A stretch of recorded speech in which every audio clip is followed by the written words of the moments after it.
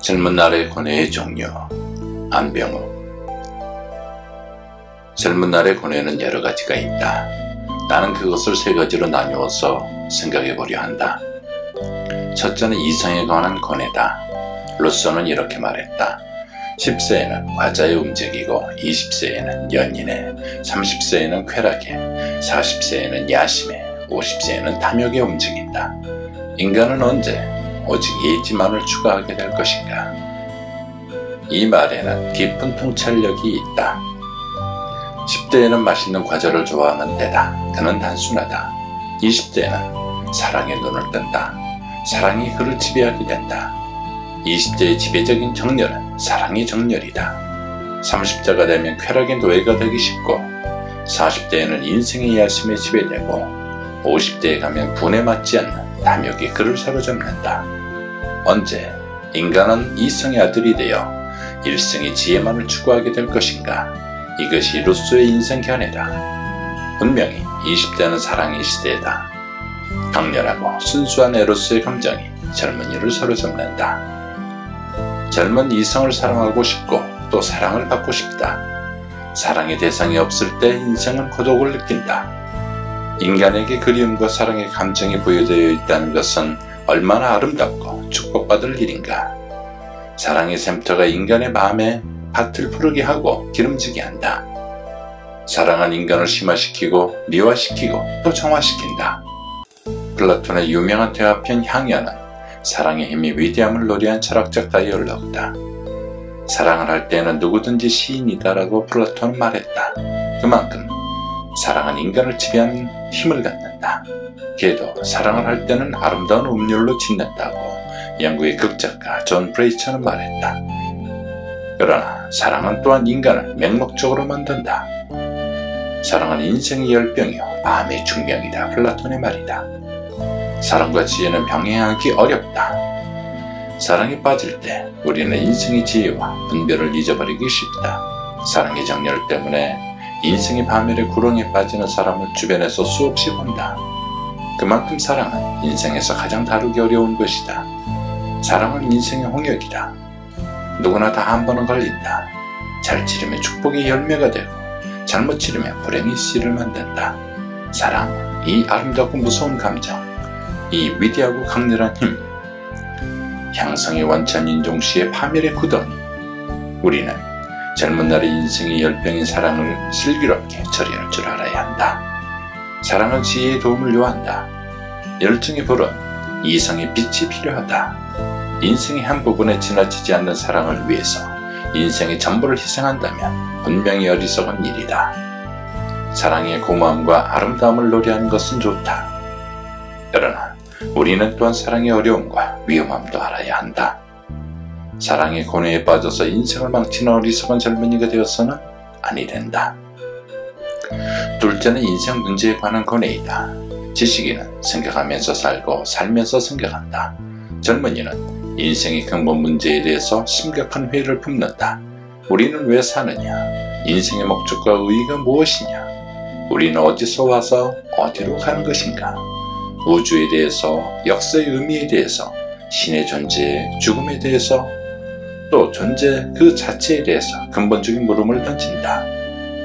그것은 인생에 대한 철학적인 물음이요 궁극적인 관심이다.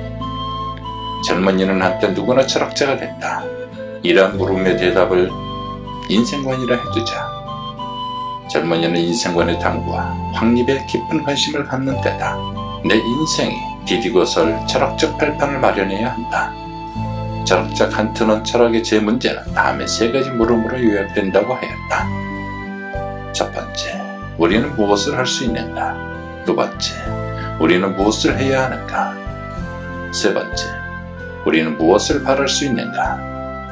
이 세 가지 물음은 결국 다음 한 가지 근본적인 물음에 귀결된다고 칸트는 말했다. 즉, 인간이란 무엇이냐? 이 물음에 대한 분명한 답을 얻기 위해서 우리는 철학책을 읽고 종교의 서적을 보고 문학을 접한다. 그러나 아무도 시원한 대답을 해주지는 않는다. 샤르트의 대답이 곧 내 대답이 아니다. 니체의 결론이 곧 나의 결론은 아니다. 카프카의 인생관이 곧 나의 인생관일 수는 없다.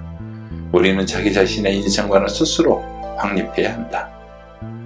인생에 대한 나의 신념체계를 내가 스스로 수립해야 한다.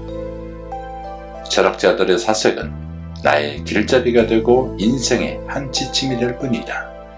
결국은 나 자신이 내 인생을 확립해야 한다. 칸트는 그의 철학 강의를 듣는 젊은 학생들에게 늘 이렇게 말했다.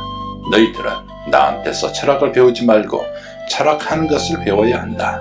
스스로 사색하고 스스로 탐구하고 제 발로 서라. 칸트의 이 말은 철학적 사색의 길을 나서고 인생의 탐구의 첫걸음을 내디디는 우리에게 좋은 계명이요 지혜의 빛이 된다. 우리는 스스로 생각하고 제 발로 서는 자주적 독립인이 되어야 한다. 스페인의 철학자 오르테가 가세스는 오늘날의 대학생이 저지르는 가장 큰 정신적 범죄는 자기 자신에 대해서 불성실한 것이라고 할파했다. 자기 자신에 대해서 불성실한 것이 인생의 가장 나쁜 일이다. 우리는 먼저 자기 자신에 대해서 성실해야 한다. 그래야 다른 모든 일에 대해서 성실할 수 있다. 셋째는 자기의 사명과 장래에 대한 고뇌다. 나는 앞으로 무엇을 할 것이냐에 대해서 우리는 진지한 고뇌를 갖지 않을 수 없다. 인생은 자아실현의 무대여 자기 천분의 발휘의 장소다. 월급도 중요하고 수입도 고려해야 하지만 나의 개성을 살리고 나의 재능을 발휘할 수 있는 직업을 선택해야 한다. 우리는 자기가 하는 일에 대해서 보람을 느끼고 정열을 기울여야 한다. 그래야 사는 기쁨이 있고 인생의 행복을 느낄 수 있다. 우리는 직업을 소홀히 생각해서는 아니 된다. 자기 일을 발견한 사람은 행복하다고 칼라일은 말했다. 지극히 평범한 진리다. 우리는 이 평범한 진리를 깊이 되새겨볼 필요가 있다. 자기가 하는 일에 기쁨과 자랑과 보람을 느끼지 못한다면 우리는 혼없는 기술인이 되고 개성없는 기계로 전락하기 쉽다. 나를 살릴 수 있는 일을 가져야 한다. 자기의 사명을 자각하고 자기의 천직을 발견하는 것은 인생에서 가장 중요한 일이다. 앞으로 사회에 나와서 무엇을 할 것이냐, 무엇을 하는 것이 나를 살리고 내 인생에 보람을 줄 수 있느냐, 우리는 이 문제를 심각하게 생각해야 한다. 대학 4년간은 자기의 장래 사명과 천직을 위한 준비 시기이다. 공자는 32립이라고 하였다. 30세의 하나의 독립적 인간으로서 사회에 섰다는 것이다. 공자의 섰다라는 뜻은 의미가 깊다. 정신적 독립, 인격적 독립, 경제적, 사회적 독립을 의미한다. 내가 설 자리에 섰다는 것이다. 세상에는 서지 못할 자리, 서서는 안 될 자리에 서는 사람이 많다. 우리는 제 설 자리를 찾아야 한다. 사회에 나와서 제자리에 설 수 있는 인격과 실력의 준비를 대학에서 갖추어야 한다. 율곡은 학문의 길을 먼저 입지에 있다고 하였다. 입지는 뜻을 세운다는 것이다. 인생의 목표를 정하고 자기의 사명을 깨닫는다는 것이다. 먼저 높은 뜻을 세워야 한다. 인생의 높은 뜻이 우리를 높은 생활로 끌어올린다. 오늘의 문제는 싸우는 것이요 내일의 문제는 이기는 것이다 라고 빅토르 휘고는 말했다. 산다는 것은 괴로워하는 것이요 또 싸우는 것이다 라고 로맹 롤랑은 갈파했다. 우리가 이 세상에서 산다는 것은 부단한 노력의 과정이요 끊임없는 분투의 계속이요 괴로워하면서 싸우는 것이다. 성공은 노력의 열매요 승리는 분투의 결실이다. 값 있는 일은 저절로 되지 않는다. 바쁜 시간 내어 주시어 청취해 주셔서 감사함을 가집니다.